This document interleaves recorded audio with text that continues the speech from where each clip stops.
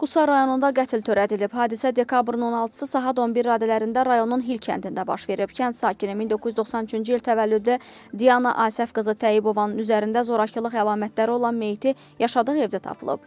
Araşdırmalarla Diana Təyyibovanın keçmiş əri kənd sakini 1990-cı il təvəllüdlü Asif Oleqoğlu Təyyibov tərəfindən öldürülməsinə əsaslı şübhələr yaranıb.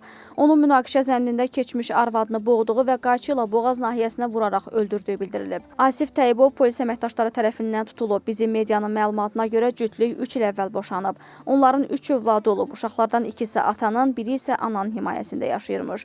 Asif Təyyibov keçmiş arvadı ilə barışmaq məqsədi ilə onu aldadaraq yaşadığı yaşayış olmayan evə aparıb. O, həmin evi qadın üçün kirayə tutacağını bildirib. Daha sonra evdə Diana Təyyibovanın əl-qolunu bağlayaraq onu ağır xəsarətlər yetirib və öldürüb. Asif Təyyibov ilkin ifadəsində törətdiyi cinayəti etiraf edib. Faktla əlaqədar cinayət işi başlanıb. Araşdırmalar rayon prokurorluğu tərəfindən aparılır. Balakəndə özünü jurnalist kimi təqdim edərək stomatoloqlardan pul tələb edən şəxslər saxlanılıblar. Rayonda özlərini jurnalist kimi tanıdan 2 nəfərin vətəndaşların hədə-qorxu ilə pul tələb etmələri barədə polisə məlumat daxil olub.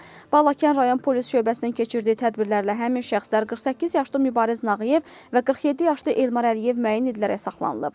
Bildirilib ki, onlar əsasən stomatoloqlara yaxınlaşaraq güya qanunsuz fəaliyyət göstərmələri barədə video çəkiliş etməklə hədə-qorxu gəliblər və zərər çəkmişlərin müxtəlif məbləğlərdə maddi vəsaitlərini ələ keçiriblər. Faktla bağlı araşdırmalar davam etdirilir.